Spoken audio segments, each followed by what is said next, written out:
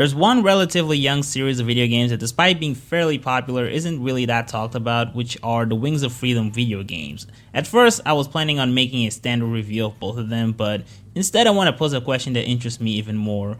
Which one do I like more? At first, I thought the answer was obvious, but I realized this question was trickier than I thought it would be. In the end, I came to the conclusion after some thinking and engaging in gaming sections that, well, the second one's better. No doubt. It's not impossible to convince me otherwise, but this is what I most firmly believe. Now, I will say one thing, in no way is this at the expense of the first game. In fact, I really like it. There was a lot to appreciate about it, aesthetically and mechanically. They found good ways to utilize concepts from the series in order to create a fun experience, and although I wouldn't call it a replacement for the manga or the anime, it definitely did a good job adapting the material it was based on. I would also like to encourage you to play this game even if you end up agreeing with me or becoming convinced that the second game is better. I say this because AOT 2 kind of retreads the first game and they both deliver a pretty identical package. Like, if you played one of them, you have a pretty good idea how the other one functions as well. Like, the second game recycles a lot of assets ranging from voice recordings, animations, even in the cutscenes. It's also not helped by the fact that both of them share the same material, with the second entry adding more to it. So with all of this in mind, I can see how someone might think that they don't need to play the first game and can just start up with the second one without missing out on anything. But I don't agree with this decision. There are several subtle changes in the mechanics that, depending on your personal preferences, you might prefer one over the other. So I would encourage you to check out both games and decide for yourself which one you prefer more.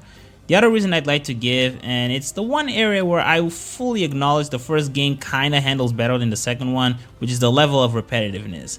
Now, I think both games are generally repetitious. Whether you're just playing the story mode or exploring other side missions and modes, you won't be able to escape the formulaic nature of both games. I think the main reasons why they managed to get away with that is that, for one, it is admittedly satisfying to swing around and slash titans, especially if you already have an interest in the series, because it can offer that sort of fanboy gratification. But also because every match they offer can have its own orders and requirements that can affect your method of operation and can impose different kinds of tension depending on what mission you're in. I think the best example of what I'm talking about is during the crumbling tower level of the story mode, where you had to overwork yourself and bounce back between different tasks, some of them involving time limits, while others having their durability constantly being challenged by a number of titans continuously trying to destroy the tower. All of this while taking into account how much time, power, and durability you yourself have. So even with its formula, it can definitely be a thrilling ride, especially when you're playing the actual story mode, rich with build-up, frequent dialogue during the gaming sections, and cutscenes spread around, adding emotional layers to the experience. Even in non-story mode missions, characters you help and recruit will frequently speak, which contributes to the matches feeling less lifeless. However, the main difference between the first and second game is that Wings of Freedom 1 gives you a bigger variety of weapons and gadgets that are mandatory in order to complete the missions, like leading titans to get caught by capturing traps, how some titans have highly protected napes and require you to use sound and flash grenades in order to bypass them. I mean, in terms of artillery, I feel like Season 3 portion of the second game story mode was when they started to seriously take advantage of them, while the first game always had them up their sleeves. Now, I'm not saying the first game is never repetitive, or that the second game doesn't explore different level designs here and there in the story mode before Season 3. I just think that the first game handled that a bit better overall. I mean, the fact that you can't even control Eren's Titan form when it manifests during the story, or even really any other character aside from the custom character, kind of speaks volumes for how much more formulaic it is. Not helped by the fact that experiencing Season 1 involves revisiting battles you've already fought before. If I had to decide which of the two has the best story mode, I'd probably go with the first one. I mean, presentation wise, they're barely different. They have a similar level of quality in terms of atmosphere. The map of the hub world in the second game is actually a lot better, and there are other areas where I think it also excels at, but more on that later. The final nail in the coffin is that Season 3's portion of the story, which happens to have its own separate mode and unobtainable unless you buy the final battle DLC. Now, I'm just gonna say it, this mode is not very good.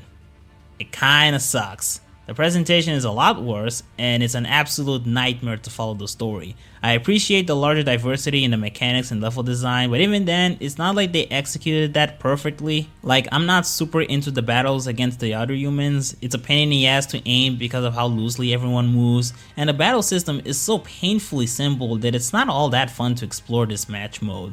Like, honestly, this DLC just felt like a waste. And there's a lot more I could say about it, but I'm saving that for another time. However, in terms of overall package, I would certainly say the second one is better. Let's first talk about the controls. AOT2 severely improved the mapping of your supply.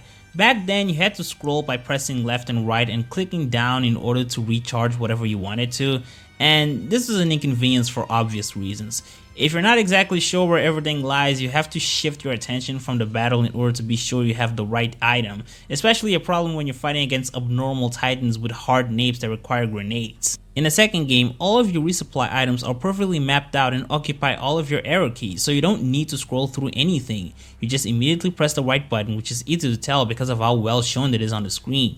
You do of course have to press L2 to have access to other 4 items, but I think having to press L2 every now and then is a lot more manageable than what we had before, especially when you can easily customize your kit. Second notable change is how you fire an anchor into the Titan's body, which used to be done by clicking square, but they changed it to triangle, which at first I wasn't sure what was the purpose of this, but I eventually noticed the massive advantage of things being done that way, which is that you can more easily circle around your opponent and change position when you place a target on a Titan, since square continues to serve the role of firing an anchor normally and anywhere it wants, unlike before when it became limited to where you're aiming. I think this is especially convenient because in the first game, moving with your anchor in general was slower, and trying to swing around when attached to your target felt really heavy.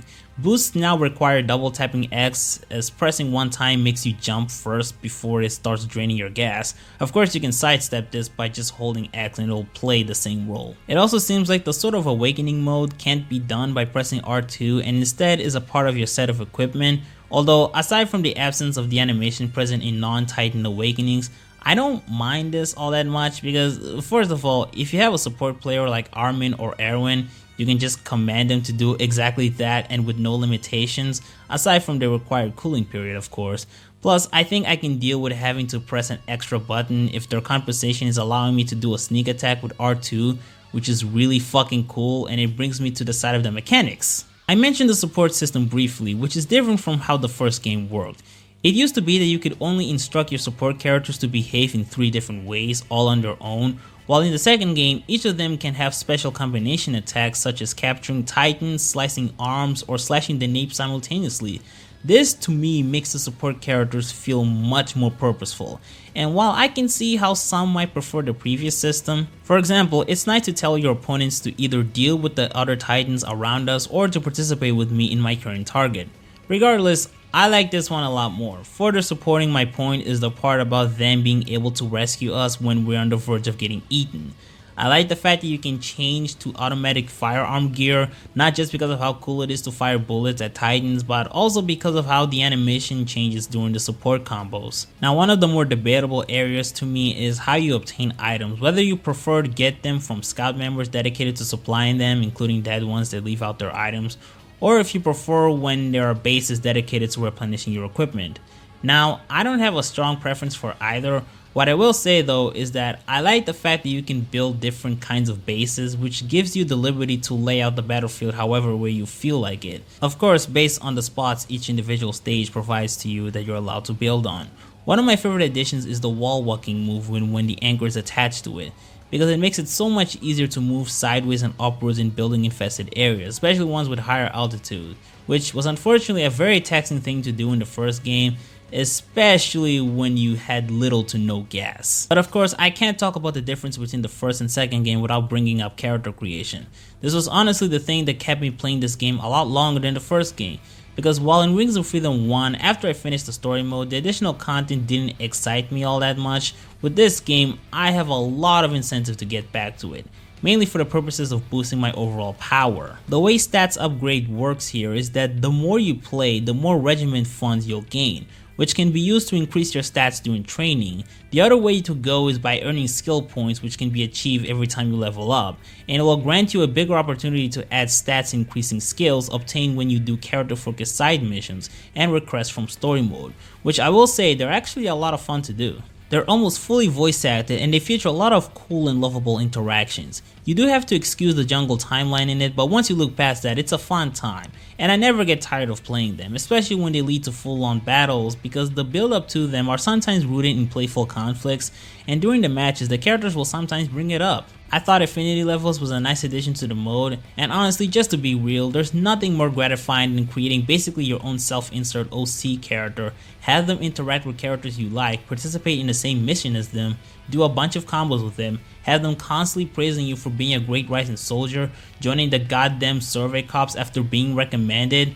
I don't know what else to say other than the fact that it's a gratifying experience. It inspires me to improve even more in order to reach the strength levels relative to the top tier soldiers, such as Levi and Mikasa. I also want to get better weapons because this game has some pretty goofy and ridiculous equipment that you can buy and upgrade, but they require rare items that you have to gain after completing matches. I definitely think that expanding on the RPG elements of the game increases its longevity in my book.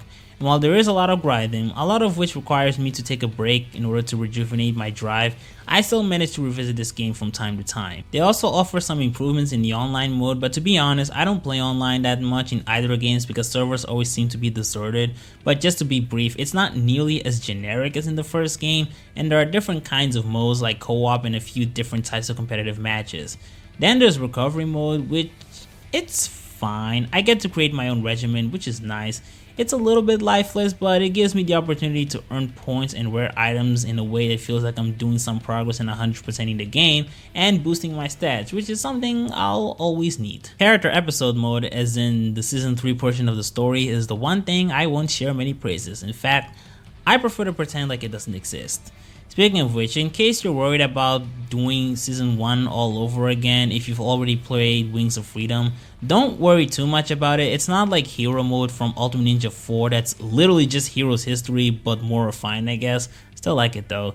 But no, this is kind of different. While they do still show the perspective of the main characters and closely follow the events of the original material, this is still largely taken from our character's angle, which will change how you experience the game. I think that's pretty much all I have to say on this subject. I would encourage you to check out this series of games. If you like swinging around like Spider-Man, engaging in bloody matches, and playing through a well-told, story-driven, anime-based game with faithful recreation of the character designs, the color palettes, the stages especially, like every fucking location there was so thoughtfully designed and pieced together, and also allow you to destroy buildings with their Titan mode, which is always fun. They're not all that amazing. I've certainly played better games, even ones inspired by anime, though very few of them. I mean, I'd put these above games like Kill la Kill if, but to put them on the same level as FighterZ would be a little bit reaching. They're just good. They're good games. Sometimes that's the extent I can reach, but it's still a compliment nonetheless.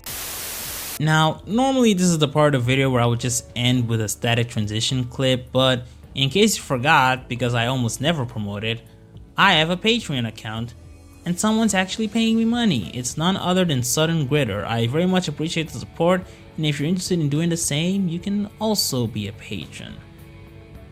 Anyways, goodbye.